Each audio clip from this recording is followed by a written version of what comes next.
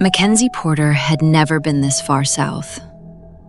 Born and raised in Ohio, she was used to cold-ass winters, grumpy professors, and frat parties where Natty Light was considered holy water. But now, she and her 3 best friends were barreling down an Alabama highway that barely looked paved in a borrowed Toyota Corolla with a cassette stuck in the deck playing Old Salt and Pepper on repeat. It was spring break.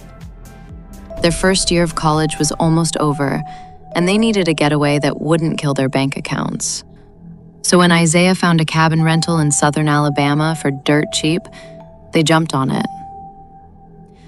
"I'm telling y'all," Isaiah said from the driver's seat, chewing sunflower seeds with one hand on the wheel.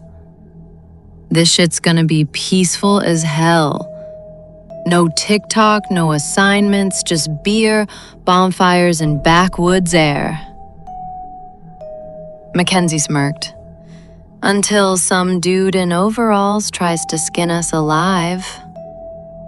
"Shut up," chimed in Lexi from the back seat, leaning over to punch her lightly. "You watched Wrong Turn again, didn't you?" "I mean, statistically, Statistically, we'll die of boredom before anything else," groaned Will, the quiet one of the group, buried under a hoodie and earbuds.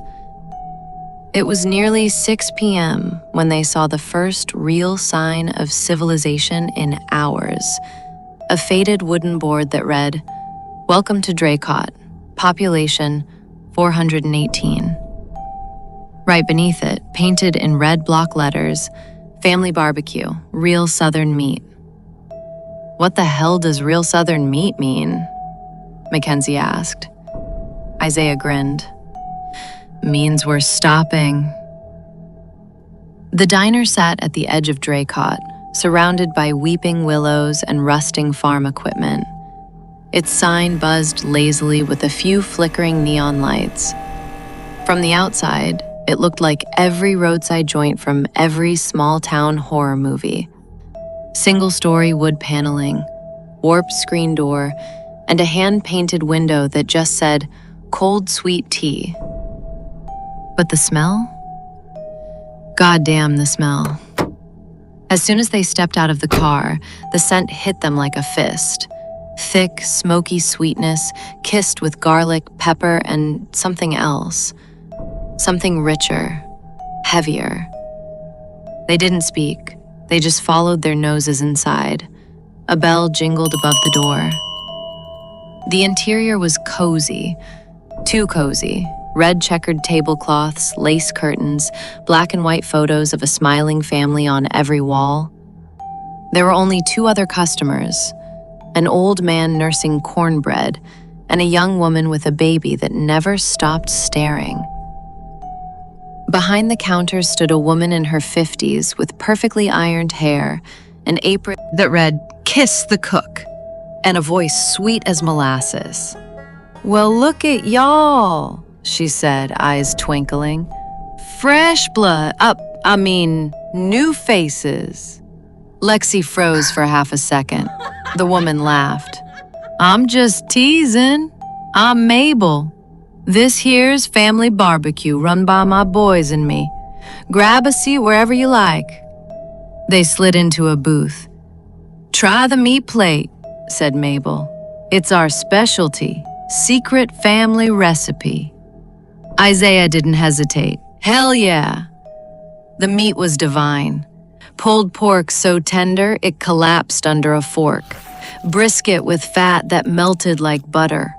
Ribs so sticky sweet they made Mackenzie groan out loud. "What is this?" she mumbled, licking sauce from her fingers. Lexi, chewing slowly, looked uneasy. "It's different." Will just nodded, quiet as always, eyes narrowed. Mabel kept checking on them, refilling drinks, offering pie, always smiling. "You kids on spring break?" she asked. "Yeah," Isaiah said, mouth full. "Found a cabin online, just up the ridge." Mabel's smile tightened. Oh, the old Holloway place? Yeah, I think. She nodded but didn't say more. They left stuffed, happy, and half asleep. They didn't notice the way the old man watched them from his table, eyes hard and knowing. Didn't notice the teenage boy behind the kitchen window licking something red from his thumb. They didn't notice the freezer door that Mabel quietly locked as they walked out.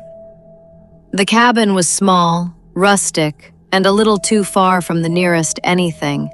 No cell service, no Wi-Fi, no neighbors, just trees, creaking like old bones. At 1:22 a.m., Mackenzie woke up to a sound.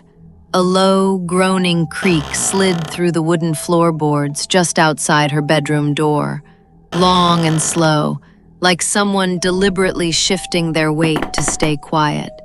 It was the kind of sound that felt intentional, human, predatory. The wood moaned under pressure, then settled into silence, as if whoever or whatever had moved was waiting to hear if anyone stirred. She held her breath.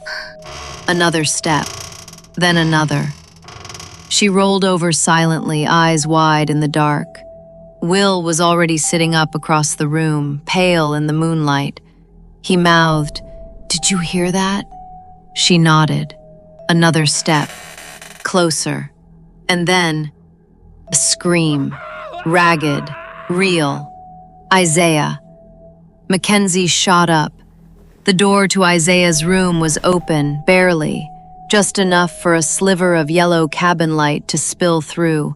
And in that light, for just a second, she saw something. A shadow. Tall, heavy, holding something that looked like a tool. Then it moved, fast.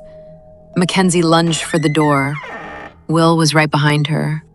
The hallway stank of blood. Metallic, sharp, thick in the air like steam from a slaughterhouse. Isaiah was on the floor. His throat was open, peeled wide, flaps of skin pulled aside like someone was preparing a roast. Lexi screamed behind them. A figure stepped forward out of the dark, the teenage boy from the diner. His apron was soaked, his mouth smeared with something dark. "I told her y'all were tender," he said softly, grinning.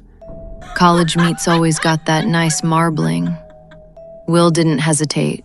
He tackled the boy. They crashed into the wall, fists swinging. Mackenzie grabbed Lexi and dragged her into the kitchen, heart pounding. There were knives on the counter. She grabbed one, a big one. The back door was padlocked shut. Footsteps behind them, heavy, slow. Something bigger. Mabel.